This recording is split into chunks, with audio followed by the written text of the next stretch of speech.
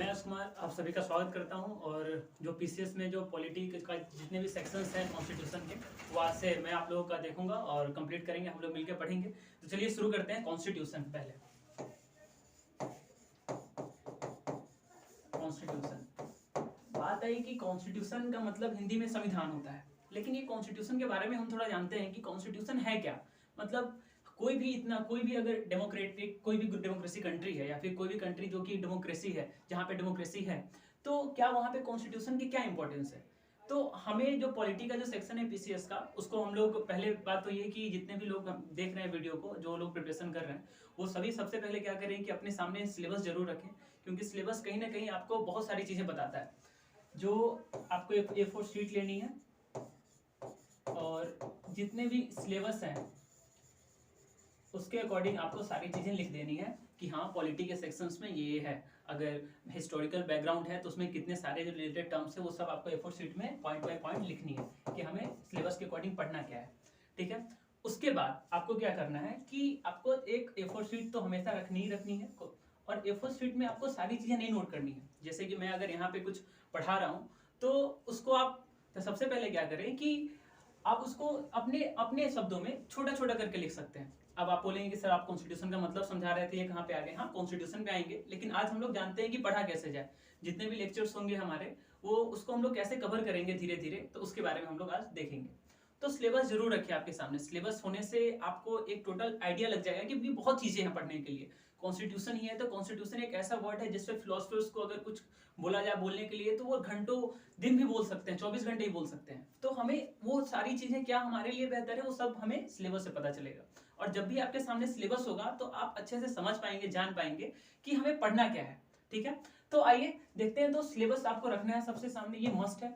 और जो भी चीजें जो लेक्चर में मैं बोलूंगा, सपोज कीजिए कोई भी बहुत छोटी छोटी चीजें होंगी, जैसे कि सपोज कि मैं कोई वर्ड का यूज करूं, जैसे कि सपोज मैंने वर्ड का यूज किया लेजिस्लेचर।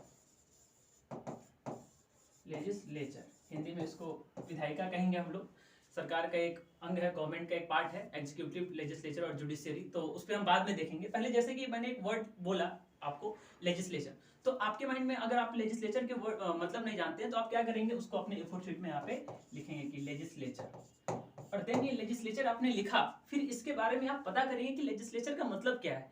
यहाँ पे लेजिस्लेचर का मतलब, अच्छा अब जब आप गूगल करेंगे तो आपको मिलेगा highest law making body parliament आपको मिलेगी। ठीक है, उसका मतलब ही हम समझते हैं। तो लेजिस्लेचर का मतलब होता है ऐसा चीज जो कि कानून से रिलेटेड हो, जो जिसका मतलब क्या है, कानून बनाना या कोई भी लॉज लाने, है ना। कोई भी लॉज, बाई लॉज, ऑर्डिनेंस, है ना, स्टैट्यूटरी लॉज, ये सारी चीजें क्या है, इसमें हम लोग अंतर अभी देखेंगे। लेकिन सबसे पहले जान लीजिए लेजिस्लेचर का मतलब क्या होता है, कानून बनाना। मतलब लेजिस्लेचर एक ऐसा पार्ट है जो कि क्या बना के देगी, आपको लॉ बना करके देगी। और लॉ में भी बहुत सारे अलग अलग टाइप्स होते हैं, रूल्स, नोटिफिकेशन, इसको हम लोग बाद में पढ़ेंगे। तो आपने देखा कि लेजिस्लेचर का ये मतलब हुआ, आप यहाँ पे तुरंत नोट डाउन करेंगे ये। फिर आप लोग देखेंगे कि लेजिस्लेचर, अच्छा इंडिया में लेजिस्लेचर का काम कौन कौन करता है। तो सबसे पहले आपको पता चलेगा कि लेजिस्लेचर का काम दो विंग करती है। एक आता है हमारा सेंटर और दूसरा है हमारा स्टेट। ठीक है, अच्छा ये भी पता लग गया आपको। फिर आप और इसको इंक्वायरी करेंगे इसके अंदर तो आपको पता लगे कि अच्छा सेंटर में जो लॉ जो बनाता है वो है हमारे पार्लियामेंट, और जो स्टेट में जो लॉ बनाती है तो वो क्या है, वो भी है हमारे लेजिस्लेटिव असेंबली और लेजिस्लेटिव काउंसिल। अब ये दोनों क्या है, इसके बारे में हम लोग अभी बहुत सारी चीजें हैं, इस पे हम लोग आराम से चर्चा करेंगे। मतलब मेरा कहने का मतलब ये हुआ कि लेजिस्लेचर से आपने बहुत सारी चीजें सीखा। मतलब एक वर्ड है लेजिस्लेचर, उससे आप सेंटर का मतलब समझे, स्टेट का मतलब समझे, आप यहाँ पे पार्लियामेंट समझे। फिर यहाँ पे पार्लियामेंट पे आप आ जाएंगे अपर हाउस और लोअर हाउस। ये अपर हाउस को हम लोग किस नाम से जानते हैं, अपर हाउस जो होता है हमारा राज्यसभा, और जो लोअर हाउस हो गया हमारा लोकसभा। अच्छा इसको एक और नाम से जानते हैं, जो हमारे राज्यसभा होते हैं उसको हम लोग काउंसिल ऑफ स्टेट भी बोलते हैं, और जो हमारे लोकसभा होते हैं उसको हम लोग हाउस ऑफ पीपल के नाम से भी जानते हैं। तो ये सारी चीजें लेजिस्लेचर से आप समझ रहे हैं कि आपको इतनी सारी चीजें पता लगी। तो इसको हम लोग कैसे करेंगे, तो हम लोग, मैंने जैसे बताया कि आपको जो भी वर्ड नहीं आ रहे हैं या फिर कोई भी सेंटेंस है जो मैंने यहाँ पे यूज किया और आपको उसका मतलब नहीं पता है, तो आप तुरंत A4 शीट में अपना एक कॉपी पे अपना एक वर्ड को लिखेंगे और सारी चीजें आपको वहां से क्लियर होती चली जाएंगी कि हाँ लेजिस्लेचर का मतलब सेंटर स्टेट है, कहीं ना कहीं सेंटर का मतलब पार्लियामेंट है, पार्लियामेंट का मतलब लोकसभा राज्यसभा है, स्टेट का मतलब लेजिस्लेटिव असेंबली, लेजिस्लेटिव काउंसिल है। तो आपको ये सारी चीजें पता लग जाएंगी। चलिए, तो आपको हर एक ये नहीं कि बस लेजिस्लेचर के केस में मैंने एक एग्जांपल दिया, जितनी भी चीजें आएंगी, एग्जीक्यूटिव ही आई, जुडिशियरी ही आई, तो आपको इसके बारे में बहुत अच्छे से देखना है और उसको समझना है कैसे हम लोग पढ़ेंगे। हाँ, तो हम लोग थे सिलेबस के ऊपर। तो सिलेबस एक ऐसा चीज है जो कहीं ना कहीं आपको डायरेक्शन हर एक समय पे देती रहेगी कि हमें पढ़ना कैसे है। तो सिलेबस के ऊपर हम एक अलग वीडियो बनाएंगे जिसपे मैं आपको पूरा सिलेबस समझाऊंगा कि पीसीएस डिमांड क्या कर रहा है ना। लास्ट के हम लोग 10 साल 15 साल के क्वेश्चंस पेपर देखेंगे कि कहाँ कहाँ से क्वेश्चंस बने हैं, और हम लोग हर एक लेक्चर के अंत में हम लोग क्वेश्चंस भी देखेंगे, मेंस के क्वेश्चन। जैसे कि सपोज कीजिए आज जैसे कि हिस्टोरिकल बैकग्राउंड हम लोग देखेंगे, तो हिस्टोरिकल बैकग्राउंड में बहुत सारी चीजें हैं। अब हिस्टोरिकल बैकग्राउंड में बहुत सारी चीजें हैं, तो हमें हमारे लिए क्या क्या इंपॉर्टेंट है ये हमें कैसे पता लगेगा। तो ये हमें ऐसे पता लगेगा कि जब हम क्या देखेंगे, प्रीवियस ईयर के क्वेश्चंस पेपर देखेंगे। जब हम प्रीवियस ईयर के जितने भी क्वेश्चंस पेपर जो अभी तक आए हुए हैं उसको कहीं ना कहीं अगर हम लोग गो थ्रू करेंगे तो हमें बिल्कुल आसानी से पता लग जाएगा कि कहाँ से क्वेश्चंस बन रहे हैं, कहाँ से क्वेश्चन आ सकते हैं। एप्लीकेशन बेस्ड क्वेश्चन है या फिर डायरेक्ट कोई क्वेश्चन है, तो हम लोग वहां से बिल्कुल आसानी से देख सकते हैं। चलिए, तो previous year question paper, syllabus, इन सब का बहुत ज्यादा इंपॉर्टेंस है। अच्छा, उससे पहले before going to that particular thing, हमें डिस्कस करना चाहिए कि what is the meaning of inquiring mind. ये इंक्वायरिंग माइंड क्या है? देखिए, इंक्वायरिंग माइंड ये हमारे कॉन्स्टिट्यूशन के सिलेबस से बाहर है। हम लोग बस देख रहे हैं इस लेक्चर में कि हमें पढ़ना कैसे है। आपको, आप जब पॉलिटी पढ़ रहे हैं, कॉन्स्टिट्यूशन पढ़ रहे हैं, तो आप कैसे पढ़ेंगे, मतलब उसके पीछे हमें क्या क्या चीजें याद रखनी चाहिए, हमें क्या क्या चीजें ध्यान देनी है। चलिए उस पर बात करते हैं। इंक्वायरिंग माइंड क्या है? What is the meaning of inquiring mind? Here the inquiry mind means कि आप अपने आप से क्वेश्चंस कर पाते हैं कि नहीं। जैसे कि आप सपोज कीजिए कोई यूट्यूब पे वीडियोस देख रहे हैं या फिर अभी ये जो आप लेक्चर देख रहे हैं, तो इसमें क्या है, आप इसमें इंक्वायरिंग माइंड अगर आपका होगा, इंक्वायरिंग मतलब अच्छा, लेजिस्लेचर का मतलब हमें नहीं पता था, तुरंत कॉपी पे A4 शीट पे लिखा हमने और तुरंत हमें इतनी सारी चीजें पता लग गई है ना, लेजिस्लेचर के बारे में हमने अच्छे से ढूंढ लिया। तो ये है इंक्वायरिंग माइंड, है ना। तो इंक्वायरिंग माइंड का होना बहुत ज्यादा जरूरी है, जिससे आप खुद से क्वेश्चन कर पाए कि ऐसा क्यों हुआ। एक और वर्ड आता है इसके लिए, एक आता है हमारा पैसिव लर्निंग,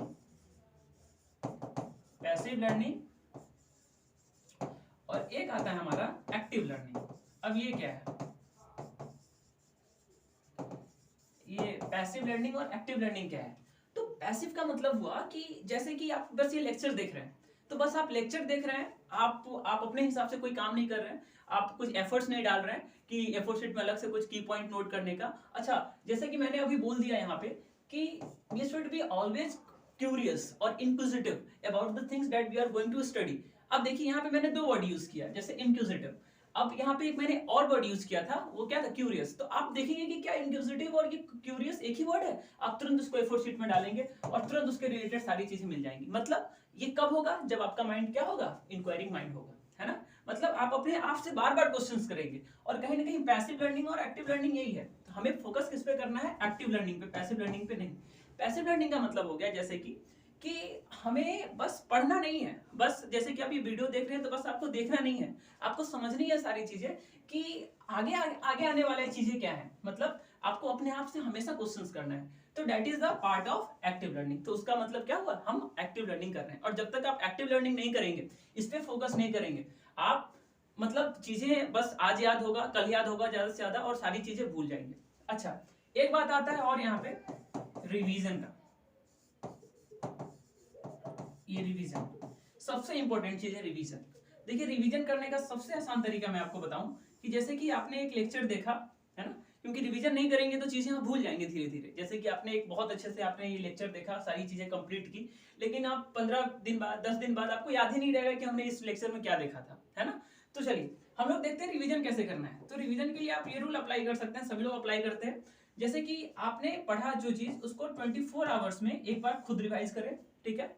फिर 24 आवर्स के बाद एक बार उसको 3 डेज बाद, मतलब 3 दिन बाद, तो आपको एक बार फिर देखनी है कि हमने क्या पढ़ा था, ठीक है। और A4 शीट में आपको यहाँ पे अपने लिए पेज नंबर 1 2 3 4 डालना है, ताकि आपको याद रहे कि हमने कौन से पेज पे क्या चीजें लिखी हैं। और ये नोट्स आपके पास हमेशा रहनी चाहिए। जैसे कि आपने देखा होगा स्पाइरल जो बुक्स आती हैं, जिसमें आपको वो बनाना है, क्योंकि आपको कहीं ना कहीं आपको आंसर राइटिंग की प्रैक्टिस करनी है। और आंसर राइटिंग में क्या होता है कि हमें आपको एक ऐसा शीट मिलेगा। चलिए हम लोग दूसरा पेज ले लेते हैं।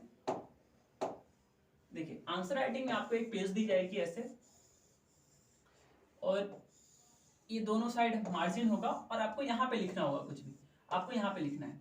और ये पूरा ब्लैंक होता है, इस साइड आपको नहीं लिखना होता, आपको यहीं पे लिखने होते हैं 250 वर्ड्स में, 150 वर्ड्स, जैसा आपका डिमांड है क्वेश्चंस का वैसे आपको लिखने हैं। तो आप अगर आप अभी से A4 शीट में लिखना स्टार्ट करेंगे, अच्छा एक बात और कि आपको मार्केट में बहुत सारी कॉपीज मिल जाएंगी जिसमें यूपीएससी के मेंस के ही मतलब आंसर राइटिंग के पेजेस होते हैं, तो स्पाइरल बुक्स वो आप जरूर ले लें, स्पाइरल कॉपी, जिससे बहुत चीजें आइडिया लग जाएगी और आपको अभी से आदत हो जाएगा। अच्छा इसका एक बेनिफिट और भी है कि सपोज कीजिए हमने दूर दूर कहीं लिखा है, तो अगर हमारा लाइनिंग वाली जो कॉपीज होती तो हमें उसमें बीच में पॉइंट ऐड नहीं कर पाएंगे, क्योंकि एक ही सारी चीज हम बहुत बार पढ़ते हैं, हमारे जब भी हम पढ़ रहे हैं कोई भी सिलेबस पढ़ रहे हैं तो हम बहुत सारी चीजें पढ़ते हैं। तो अगर A4 शीट पे हमने लिखा है तो हम लोग यहाँ पे स्पेस दे करके कहीं भी यहाँ पे लिख सकते हैं, है ना, तो आप इसका जरूर ध्यान रखें। चलिए, तो ये सारी चीजें हो गई कि हमें पढ़ना कैसे है, कैसे हमारी अप्रोच रहेगी पढ़ना।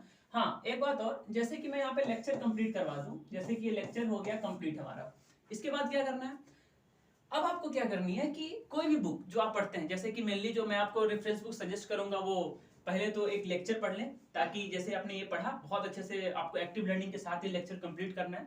उसके बाद आप क्या करेंगे कि आप सबसे पहले बुक्स निकालेंगे अपना बुक्स, और बुक के लिए लक्ष्मीकांत की बुक आती है जो आपको कहीं ना कहीं एक अच्छा अब दे देगी, कहीं ना कहीं मतलब कॉन्स्टिट्यूशन को समझने के लिए बहुत अच्छी बुक है वो मार्केट में, आप उसको यूज कर सकते हैं। डीडी वासु है, पर डीडी वासु पे जाने की आवश्यकता नहीं है अभी फिलहाल, आप एम लक्ष्मीकांत ही फॉलो करें, या एक बेयर एक्ट जरूर रखें कॉन्स्टिट्यूशन की, कोई भी एक बेयर एक्ट आती है यूनिवर्सल की, सीएलए पब्लिकेशंस की अलग अलग बुक्स आती है, तो एक बेयर एक्ट जरूर रखें। जैसे कि सपोज कीजिए हमें कोई आर्टिकल डिस्कस करना है, सपोज कीजिए हमें आर्टिकल 13 डिस्कस करना है, तो आप क्या करेंगे, अब बुक्स होगा तो आप लक्ष्मीकांत में आपको एग्जैक्ट तो मिलेगा नहीं, तो आप उसके लिए क्या यूज कर सकते हैं, bare act.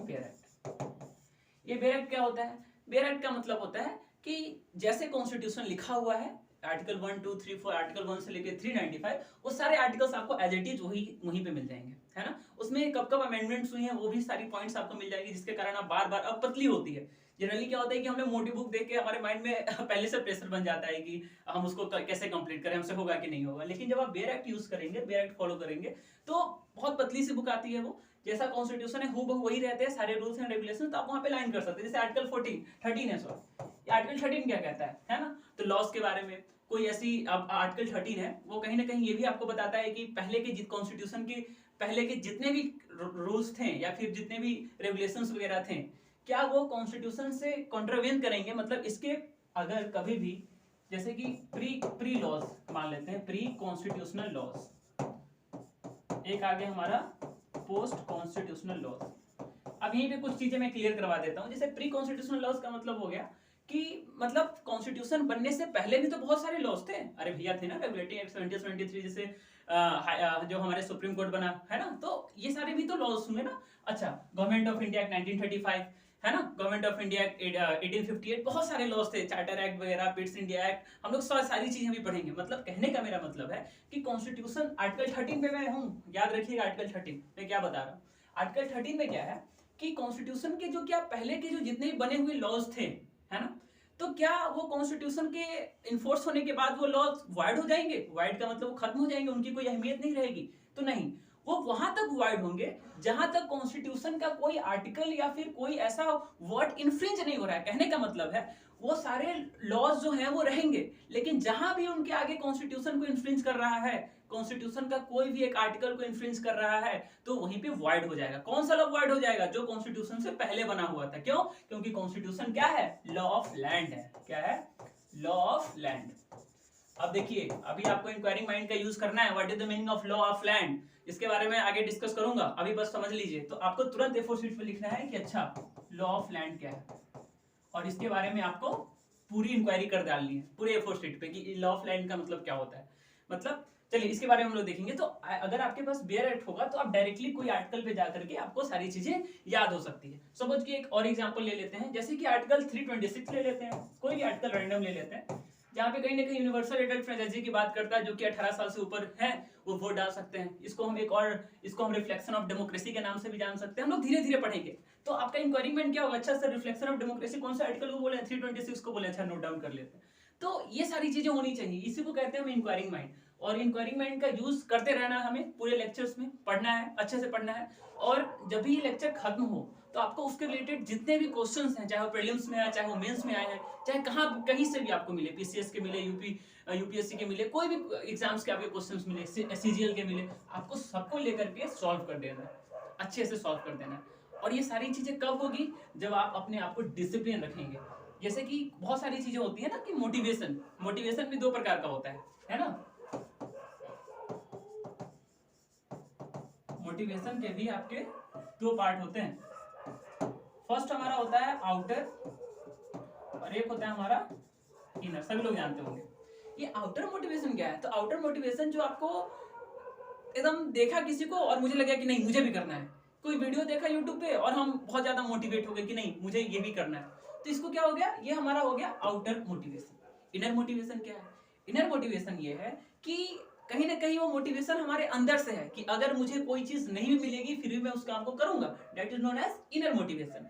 And by the way, inner motivation is the most crucial weapon that can be used in every field. If you use inner motivation in your achieving goals, जैसे कि आप कोई भी आपका गोल है, कोई भी एम है, उसको आप अचीव करना चाहते हैं, तो if you using this, if you are working on this inner motivation, then you will be going to succeed 110%, है ना? ये होगा ही होगा कि आप उसमें सफलता पाएंगे ही पाएंगे, इसमें कहीं से कोई दो राय नहीं। तो इनर मोटिवेशन होना चाहिए। तो सबसे पहले तो ये क्वेश्चन, जब इनर मोटिवेशन पे बात चली रही है तो ये क्वेश्चन अपने आप से कीजिए, वाई का मतलब वाई आईएएस। बहुत सारे लोग जो देख रहे होंगे उनका सपना कहीं ना कहीं आईएएस होगा या कोई भी एग्जाम्स होगा। पहले क्वेश्चन कीजिए वाई, करना क्यों है। जिस दिन आपको इसका आंसर बहुत सटीक आंसर मिले, नहीं और सबकी तरह आंसर नहीं देना है कि सर मुझे सर्व करना है कंट्री को, नहीं, ये सब तो है, सारी चीजें हैं, बिल्कुल है, कॉमन आंसर है, लेकिन आपको क्यों करना है? सबका अपना एक अलग मोटिव होता है, मोटिव इंटेंशन, है ना? हम लोग पढ़ेंगे उसमें, इसमें भी फर्क है। खैर हम लोग फिलोसफी के स्टूडेंट नहीं है, हमें कॉन्स्टिट्यूशन पढ़ना है तो हम लोग जानते हैं क्या है। तो अपने आप से पहले क्वेश्चन करना है कि यही क्यों, है ना? ये आया, हमें क्यों करना है ये। तो जब आपको क्यों का आंसर मिल जाएगा तो मुझे ऐसा लगता है कि बहुत सारी चीजें आपको वहां से क्लियर हो जाएंगी। चलिए अब हम लोग फिर नेक्स्ट पेज पे चलते हैं। अब देखिए, तो ये तो रहा कि हमें पढ़ना कैसे है, क्या क्या चीजें फॉलो करनी है, क्या क्या चीजें पढ़नी है। अब हम लोग आ जाते हैं अपना थोड़ा हिस्टोरिकल बैकग्राउंड पे, क्योंकि कॉन्स्टिट्यूशन पढ़ रहे हैं तो कॉन्स्टिट्यूशन सबसे पहले जानते हैं कि कॉन्स्टिट्यूशन आया क्यों, है ना? हम अपने टॉपिक पे आ जाते हैं।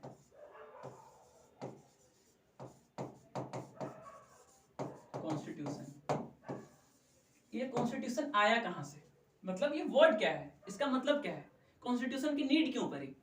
क्योंकि हमें तो क्या है, हमें तो इंक्वायरिंग माइंड है। सर ने हमें बताया है कि हमें तो अपने माइंड को हमेशा ये क्वेश्चंस पूछना है, हमें अपने माइंड को हमेशा कहना है कि नहीं क्यों, हर एक चीज में क्वेश्चन करना है, क्यों हर एक चीज में हमें क्वेश्चन करना है। ये बहुत इंपॉर्टेंट है। चाहे द हिंदू न्यूज़पेपर आप सुबह पढ़ रहे हो, कोई भी हिंदी न्यूज़पेपर पढ़ रहे हैं, हिंदी इंग्लिश कोई भी न्यूज़पेपर, तो आपको हमसे अपने आप से हमेशा क्वेश्चन करना है कि क्यों, यही चीज क्यों। तो चलिए कॉन्स्टिट्यूशन क्यों, व्हाई, क्यों। अब वीडियो को 2 मिनट पॉज कर लीजिए, रोक दीजिए एंड यू कैन थिंक कि क्या मतलब है कॉन्स्टिट्यूशन क्यों। चलिए तो देखते हैं कि कॉन्स्टिट्यूशन क्यों, इसको हम भी थोड़ा देखते हैं। देखिए स्टेट, एक टर्म आता है स्टेट, क्योंकि कॉन्स्टिट्यूशन का मतलब क्या है, जो हम आमतौर पे जो जानते हैं कि ऐसी कोई भी एक लॉ की किताब, आपके भाषा में बता रहा हूं कि आप लोग क्या समझते हैं, कोई ऐसे भी कोई कानून की किताब जो कि कोई ना कोई एक पर्टिकुलर कंट्री को उसके बेहतर एडमिनिस्ट्रेशन में गवर्न करने में हेल्प करती है। और ये सिंपल डेफिनेशन है और मैं यही डेफिनेशन को यूज करके भी आगे चलूंगा। लेकिन हम अगर आगे आएंगे हम लोग कि हमें क्या यही डेफिनेशन होगा, तो आप डेफिनेशन में मत जाइए। अभी मैं आपके माइंड में बस एक पिक्चर क्रिएट करना चाह रहा हूँ कि क्यों, इसका क्यों का आंसर ढूंढ रहे हैं तो पिक्चर क्रिएट होगा इससे। तो कॉन्स्टिट्यूशन का मतलब जो हम लोग जानते हैं, कॉमन इंसान जानता है कि कॉन्स्टिट्यूशन क्या है, एक लॉ का बुक है जो कि किसी भी एक देश को गवर्न करता है। देश को यहाँ पे हम लोग स्टेट कहते हैं, स्टेट। अब देखिए स्टेट का मतलब यहाँ से उत्तर प्रदेश, बिहार, मध्य प्रदेश से बिल्कुल नहीं होगा। स्टेट का मतलब यहाँ पे होगा, जब भी हम ग्लोबली बात करते हैं या फिर कॉन्स्टिट्यूशन के लैंग्वेज में बात करते हैं, तो स्टेट का मतलब आता है एक कंट्री, मतलब एक आउटर बाउंड्री जिसका हो। अभी हम लोग देखते हैं स्टेट के बारे में, पढ़ते हैं क्या है। तो स्टेट, जब तक स्टेट की फॉर्मेशन नहीं होगी, स्टेट जब तक आएगा नहीं, कॉन्स्टिट्यूशन क्या करेगा? जहां पे स्टेट ही नहीं है वहां पे कॉन्स्टिट्यूशन की नीड ही नहीं पड़ेगी। और कोई भी एक पर्टिकुलर प्लेस, कोई भी एक पर्टिकुलर प्लेस स्टेट तब तक नहीं होगा जब तक उसके पास 4 चीजें नहीं होंगी। अब स्टेट क्या है तो चलिए देखते हैं। तो स्टेट के लिए हमें 4 चीजें होना बहुत जरूरी है। जो फर्स्ट आता है हमारा पॉपुलेशन। पॉपुलेशन चलिए एक एक करके अभी हम लोग देखेंगे। सेकंड आता है हमारा टेरिटरी। टेरिटरी या फिर एक कोई भी पार्ट कह सकते हैं आप, है ना। फिर आता है हमारा गवर्नमेंट। फिर आता है हमारा सोवरेनिटी। चलिए एक एक करके अब हम लोग देखते हैं ये चारों चीजें है क्या। बहुत चीजें नहीं लग रही होंगी। देखिए स्टेट कोई भी एक, जैसे भारत है, भारत का एग्जांपल लेकर के चलते हैं, इंडिया दैट इज भारत। तो भारत है, तो अब भारत क्या है, एक स्टेट है, ठीक है। लेकिन सबसे इंपॉर्टेंट फैक्टर क्या है भारत के स्टेट होने में, उसका पॉपुलेशन। अगर हम लोग पॉपुलेशन को हटा दें तो क्या कोई स्टेट बचेगा? अरे हम लोग ही नहीं रहेंगे तो कहां से स्टेट, कहां से फिर कोई कंट्री, फिर कहां से हमारी कॉन्स्टिट्यूशन आएगी? कॉन्स्टिट्यूशन इसलिए आती है ना क्योंकि हम हैं, है ना। क्योंकि हम हैं इसलिए कॉन्स्टिट्यूशन है कि हमें एक बेहतर एडमिनिस्ट्रेशन चाहिए, हमें अपने देश में एक पीस, है ना, एक ऑर्डर चाहिए, सिक्योरिटी चाहिए, एक वेलफेयर में काम करना है सरकार को लोगों के लिए, मतलब एक अच्छा राज्य चाहिए, एक आइडियल स्टेट। अब ये आइडियल स्टेट क्या है हम लोग बाद में डिस्कस करेंगे। तो हमें स्टेट, पहले तो हम लोग स्टेट के बारे में जान रहे हैं। तो पॉपुलेशन सबसे ज्यादा इंपॉर्टेंट फैक्टर है स्टेट के लिए।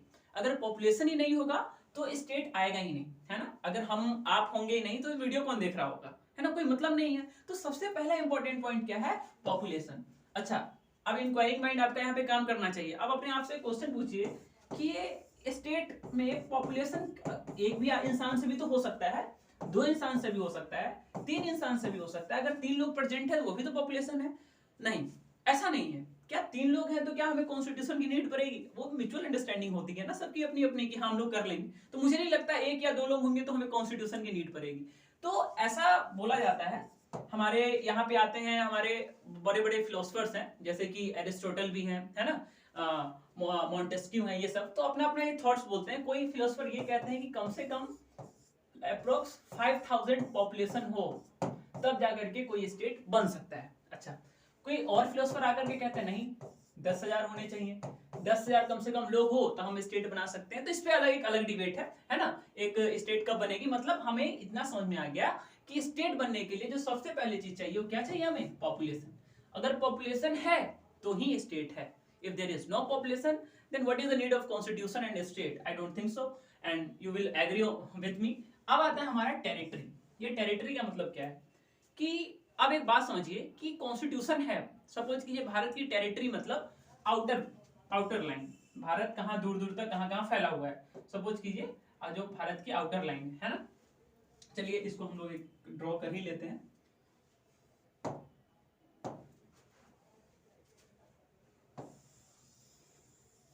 चलिए इंक्वायरिंग माइंड यहाँ पे अभी आपका काम करना चाहिए। चलिए देखिए हम लोग बात कर रहे थे भारत की, तो हम लोग भारत का मैप बना लेते हैं। हम सबको आना चाहिए मैप, हालांकि इससे सही से हुआ नहीं पर हम लोग समझेंगे।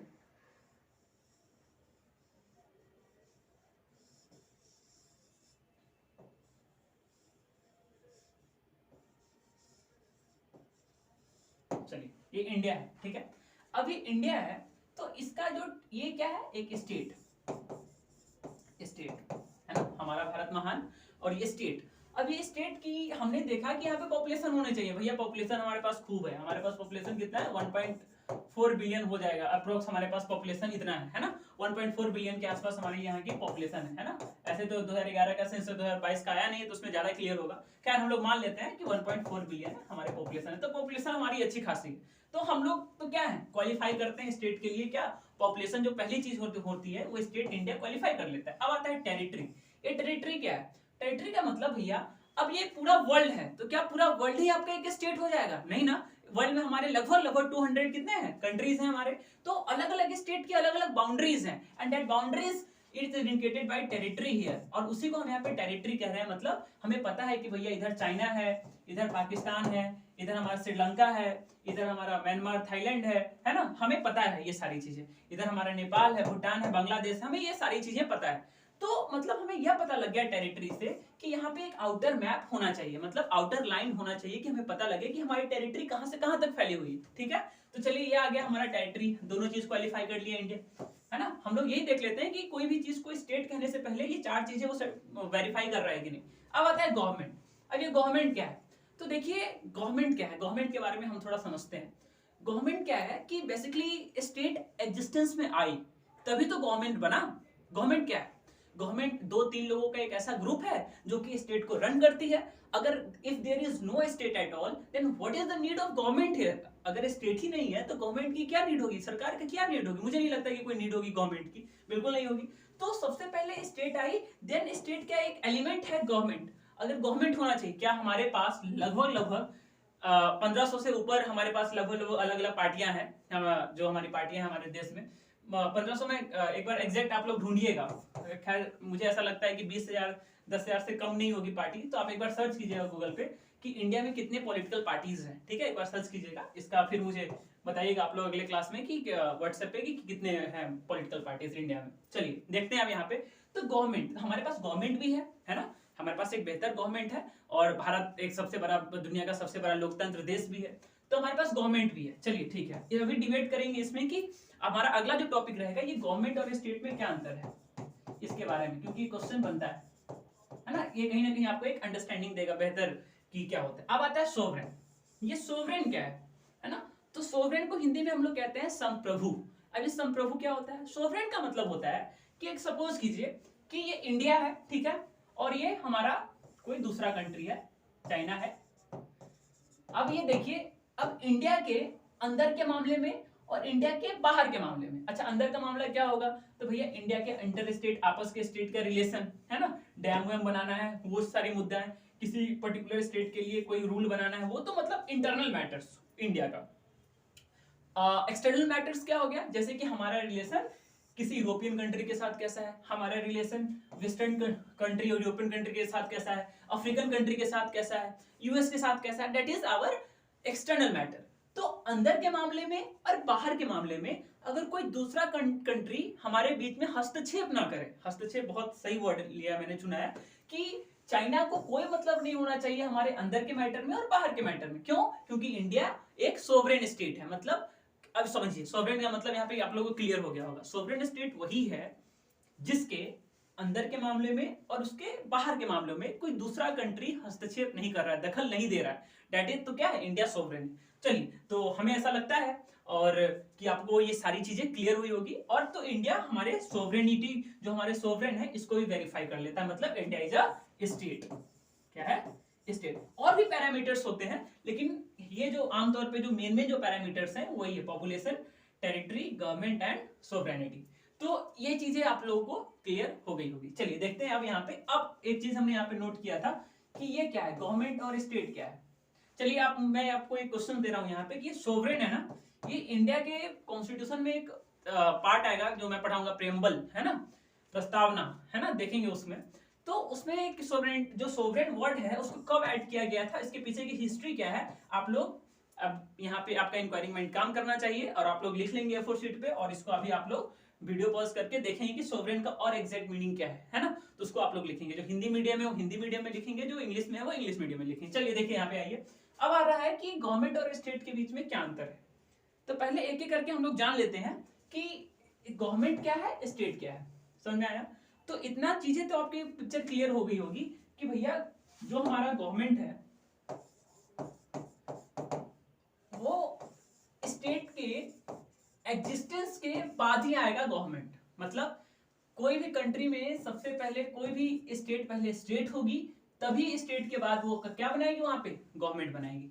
ये चीजें क्लियर हो गई होगी। अच्छा चलिए एक हम लोग डिफरेंस देख लेते हैं थोड़ा सा। यहाँ पे हम लोग गवर्नमेंट डाल देते हैं और यहाँ पे स्टेट देख लेते हैं। ठीक है, गवर्नमेंट क्या है, गवर्नमेंट क्या है, एक ऐसा चीज है इसमें क्या होते हैं, ये बेसिकली क्या है, एक एब्स्ट्रैक्ट थिंग है। एब्स्ट्रैक्ट का मतलब होता है स्टेट को जिसको आप महसूस कर सकते हैं बस कि हम लोग एक क्या है, स्टेट है। जैसे कि यहाँ पे एक चीज आ गया, नेशन, नेशन भी आ गया। ये नेशन कंट्री, इसका मतलब भी जान लीजिए, यहीं पे आ गया पॉइंट कि नेशन कंट्री क्या है। तो नेशन का मतलब होता है something that is connected to our feelings and emotions. जैसे कि we call Gandhi ji as a national father, हम लोग गांधी जी को कहते हैं कि हमारे राष्ट्रपिता है, but we don't call Gandhi ji as a country's father. हम लोग ये नहीं कहते हैं कि वो देश मतलब कंट्रीज फादर, हम लोग कहते हैं कि नेशनल फादर है। क्यों? क्योंकि नेशन में कहीं ना कहीं हमारे सेल्फ बिलोंगिंग्स जुड़े हुए हैं, हमारे एक कनेक्शन जुड़ा हुआ है जो कि राष्ट्र के लिए बहुत बेहतर चीज है। नेशन का यहाँ पे हम लोग यूज किए हैं, जो कहीं ना कहीं हम लोगों को एक धागे में जोड़ के रखता है। That is known as here nation. उसको हम लोग क्या कह रहे हैं? नेशन। मतलब नेशनलिज्म, इसी से एक और वर्ड आता है नेशनलिज्म। ये नेशनलिज्म क्या है? तो नेशनलिज्म मतलब हो गया देश के प्रति प्यार, कहीं ना कहीं, है ना। नेशनलिस्ट आपने देखा होगा, आपने हिस्ट्री में पढ़ा होगा। तो ये सारी चीजें आपको नोट डाउन करनी है और देखनी है। अभी ये फोर्थ शीट में आपको फिर इंक्वायरी माइंड काम करना चाहिए, यहाँ पे नोट करना चाहिए आपको। यहाँ पे कंट्री, नेशन, स्टेट, इसका मतलब क्या हुआ। चलिए गवर्नमेंट आते हैं। तो गवर्नमेंट को कहीं ना कहीं यहाँ पे एक या दो या तीन लोग मिल करके हमेशा गवर्नमेंट को बनाते हैं, पार्टी बनाते हैं, और फिर वो गवर्नमेंट बेसिकली बहुत सारे लोग होते हैं। मतलब हमें पता रहता है कि गवर्नमेंट क्या है, मेंबर्स हैं, मेंबर्स ऑफ। ये कहाँ के मेंबर्स होंगे? स्टेट के ही होंगे। किसी भी एक स्टेट में अगर गवर्नमेंट बन रही है तो उसके उसी के तो मेंबर्स होंगे। तो ये मेंबर्स मिलके स्टेट का गवर्नमेंट का निर्माण करते हैं। चलिए और क्या क्या डिफरेंस हो सकता है ना। तो ये सारी चीजें आपको यहाँ पे नोट करनी है और देखनी है ना। और क्या डिफरेंस हो सकता है, चलिए बताइए। तो एक डिफरेंस ये भी हो सकता है कि सर जो स्टेट है ना, वो हमेशा पहले आएगा, है ना। पहले इन द सेंस की ये गवर्नमेंट कहीं, मैंने जैसे कि वो वही चीजें आपको जो बताई, जो पहले जो गवर्नमेंट है, पहले स्टेट की एग्जिस्टेंस में आया, देन हमारा आपका क्या है, गवर्नमेंट है। चलिए ठीक है, इतना हमें समझ में आ गया। चलिए आगे हम लोग अब नेक्स्ट टॉपिक की तरफ चलते हैं। तो अब देखिए, हम लोग हिस्टोरिकल बैकग्राउंड में हम लोग इतना समझ लिए कि स्टेट क्या है ना, गवर्नमेंट क्या है, सोवरेन क्या है, पॉपुलेशन क्या है, टेरिटरी क्या है ना। ये सारी चीजें हमने देखा। अब हम लोग देख रहे हैं कि हिस्टोरिकल बैकग्राउंड में कि कॉन्स्टिट्यूशन का डेफिनेशन पे हम लोग देखते हैं कि कॉन्स्टिट्यूशन का डेफिनेशन क्या हो सकता है, सबसे बेहतर डेफिनेशन क्या हो सकता है कॉन्स्टिट्यूशन। आइए स्टार्ट करते हैं।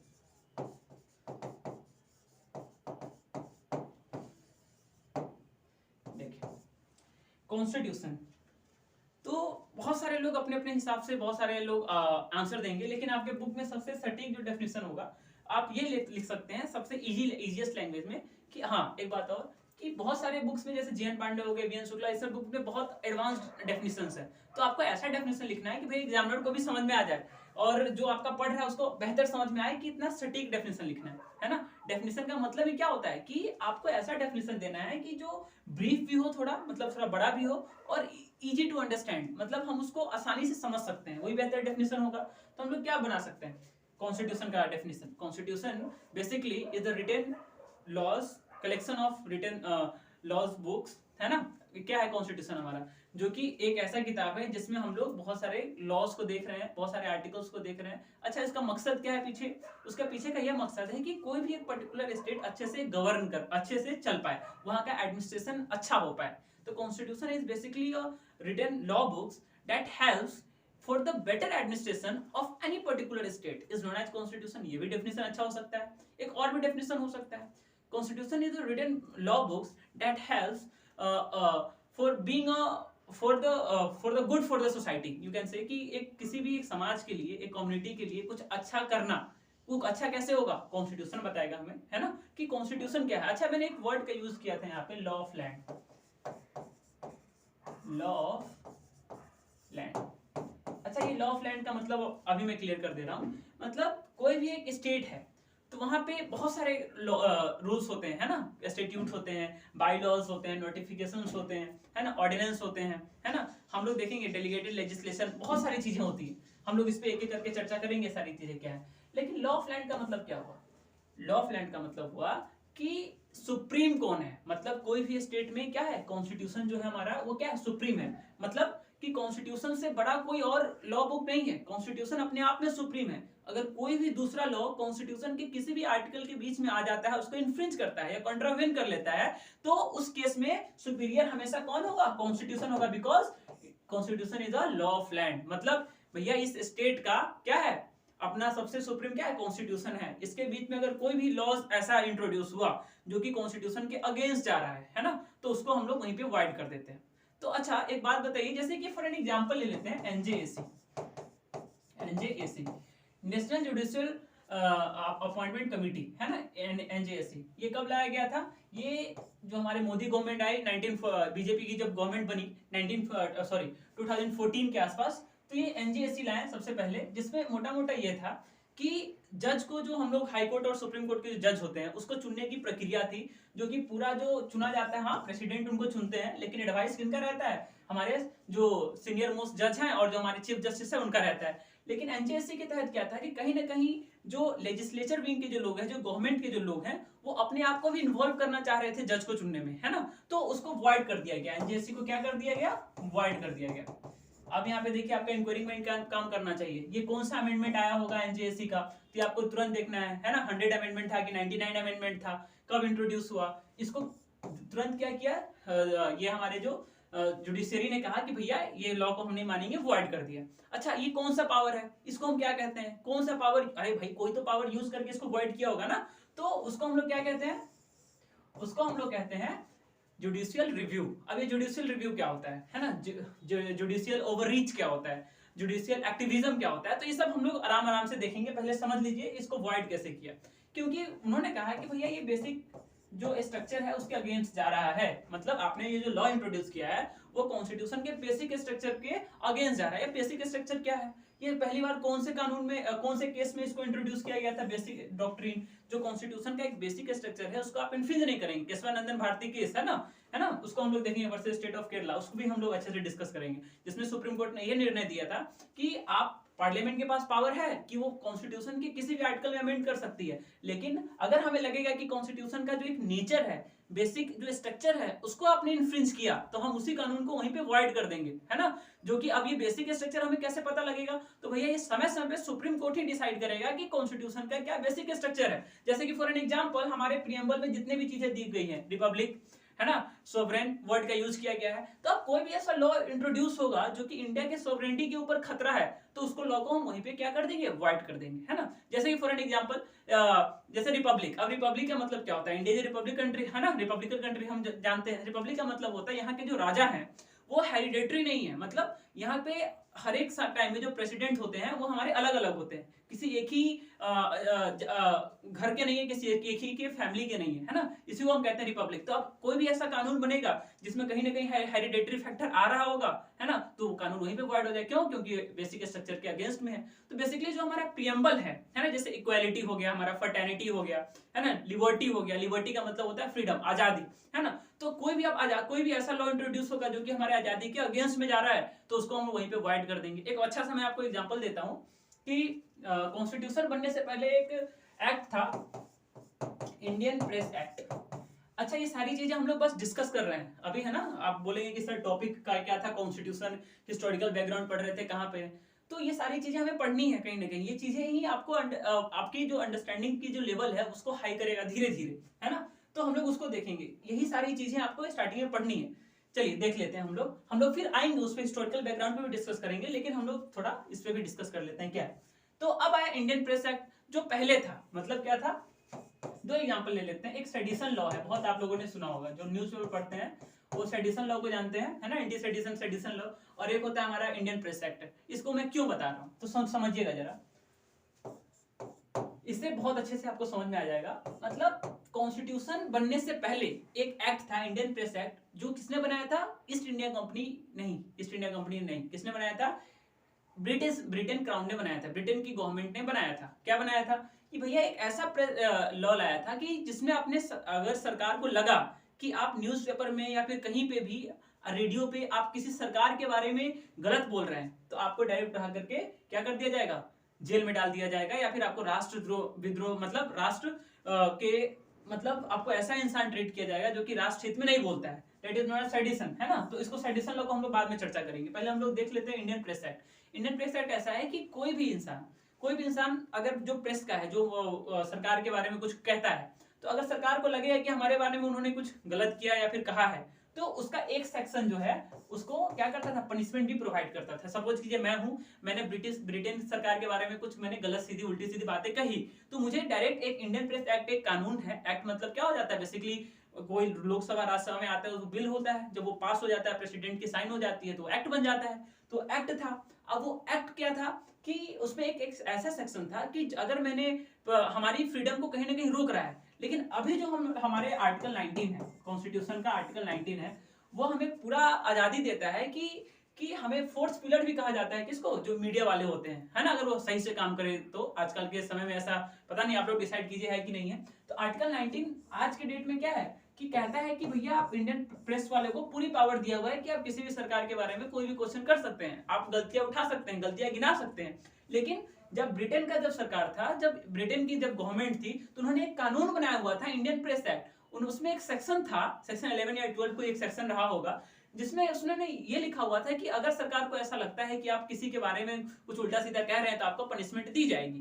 तो क्या, अब ये देखिए, समझिए, तो अब क्या हुआ था कि एक इंसान रहा होगा कोई जो कि ब्रिटेन गवर्नमेंट के बारे में कुछ, ब्रिटिश गवर्नमेंट के बारे में कुछ लिखा होगा, तो 1909 मान लेते हैं कि ये है कि 1940 के ऊपर उसमें केस चल रही है और वो जेल में है, लेकिन तब तक कॉन्स्टिट्यूशन लागू हो गया। सपोज कि 1946 ले लेते हैं क्योंकि लंबा समय हो जाएगा, इतना पनिशमेंट होता नहीं है बेसिकली।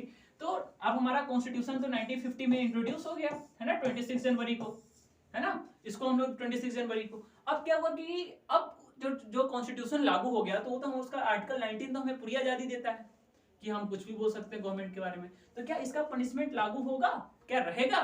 तो इसको हम बोलते हैं क्या, रेट्रोस्पेक्टिव इफेक्ट। क्या कहते हैं इसको? हिंदी में कहते हैं भूतलक्षी प्रभाव, है ना,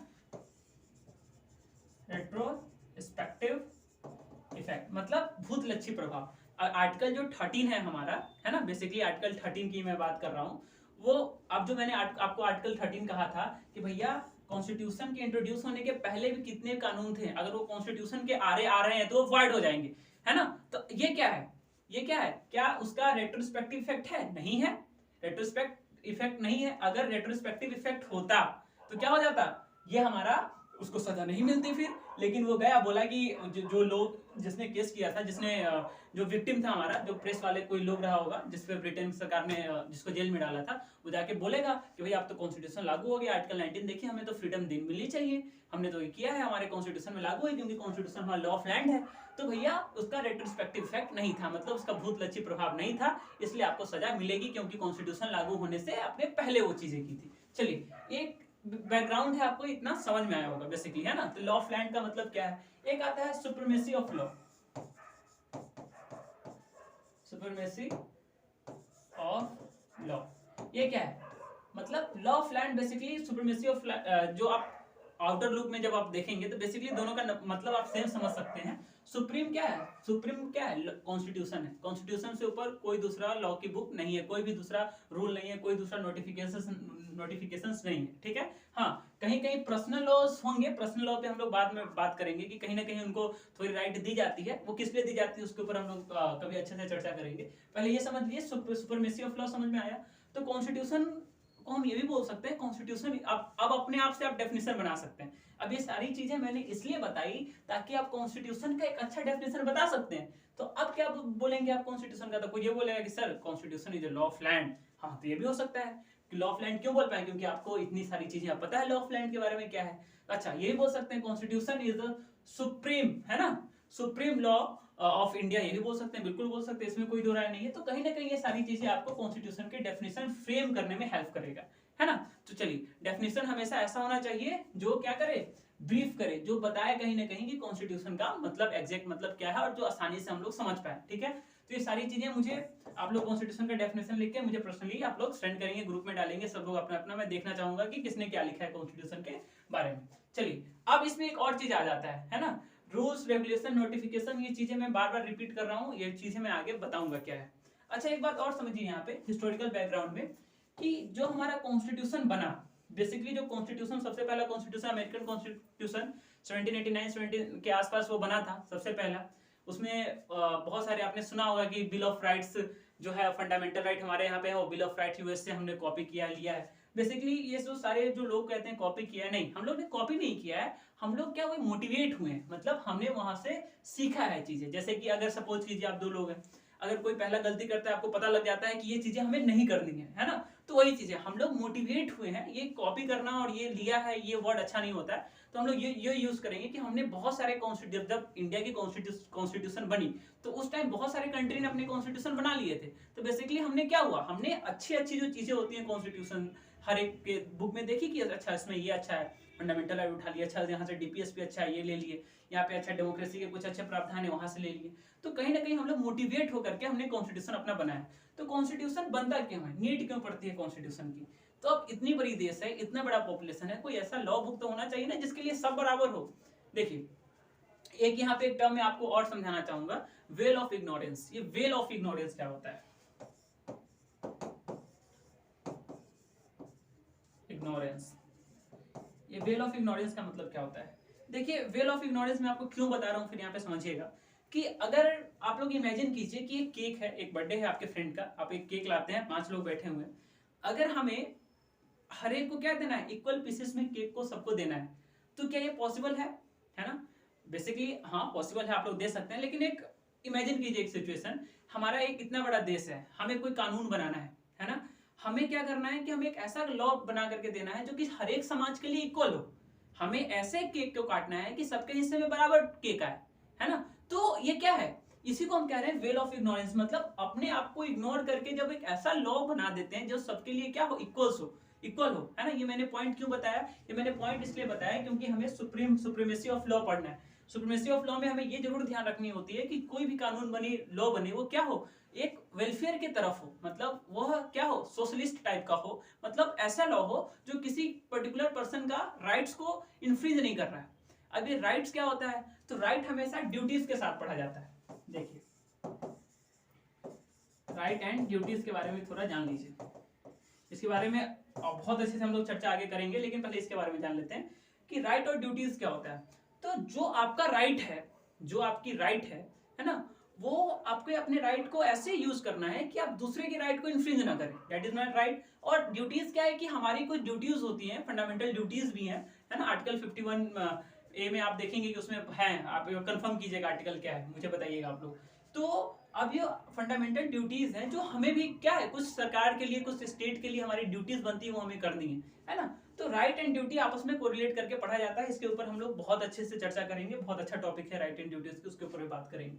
तो आ गया हमारा सुप्रीमेसी ऑफ लॉ देखा हमने, लॉ ऑफ लैंड देखा, राइट एंड ड्यूटीज देखी, है ना, हमने वेल ऑफ इग्नोरेंस देखा, फिर हमने बहुत सारे एग्जांपल्स हमने डेवलप किया, अपने से देखा। अब हम लोग देख रहे हैं कि हिस्टोरिकल बैकग्राउंड, अब आ जाते हैं फाइनली हिस्टोरिकल बैकग्राउंड।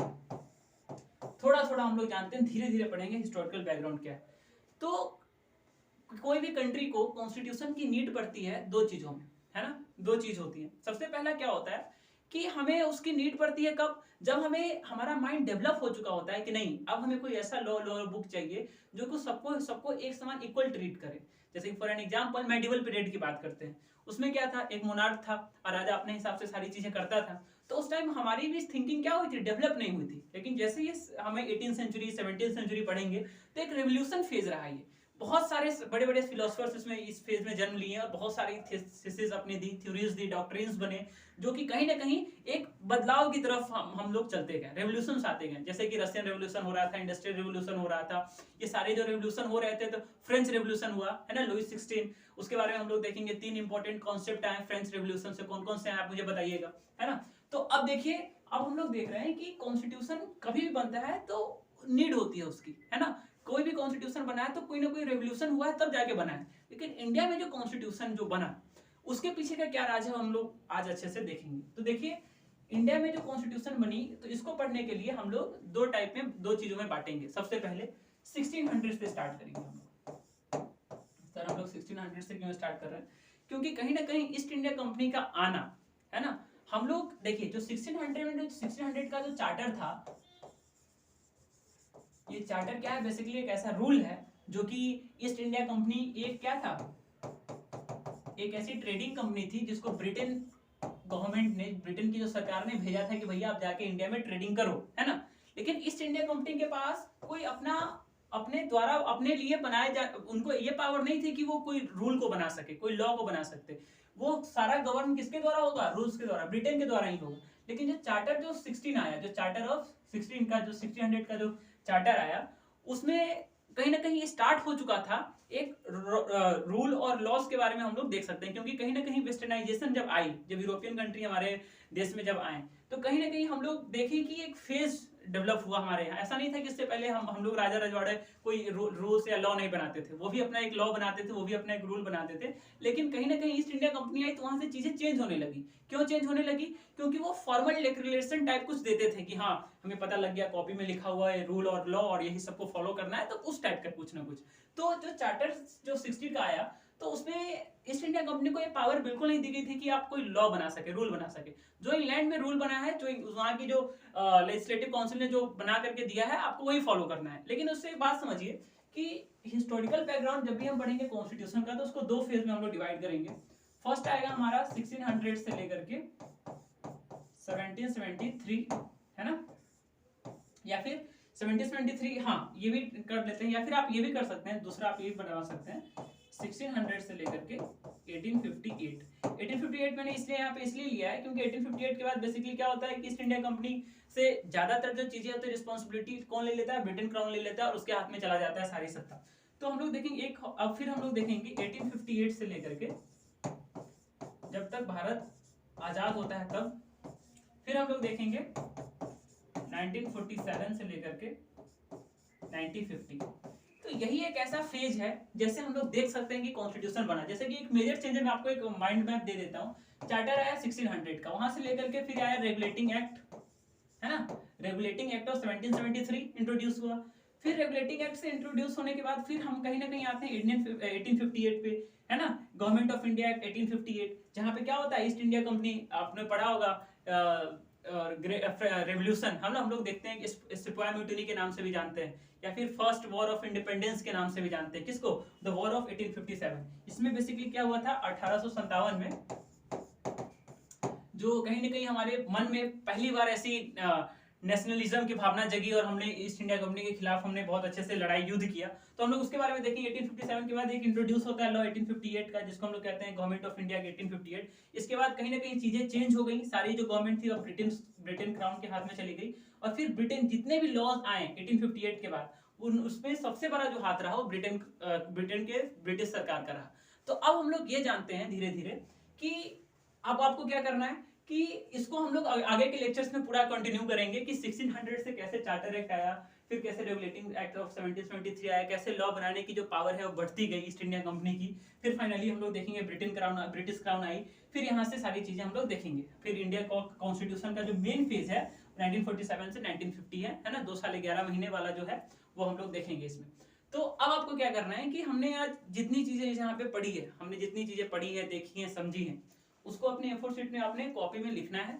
उस कॉपी में जितने भी आप इंपॉर्टेंट कीवर्ड्स आपको मिलेंगे वो सारे कीवर्ड्स को नोट डाउन करने हैं। और ये जो मैंने आपको टाइमलाइन बताया है, ये टाइमलाइन के अकॉर्डिंग ही आपको सारी चीजें पढ़नी है, ठीक है, क्योंकि ये टाइमलाइन बहुत इंपॉर्टेंट है। आप एक बार लक्ष्मीकांत या फिर कोई भी बुक आपके पास है उसको एक बार गो थ्रू करेंगे, पढ़ेंगे, फिर हम लोग आगे के लेक्चर्स में इसको हम लोग कंटिन्यू करेंगे।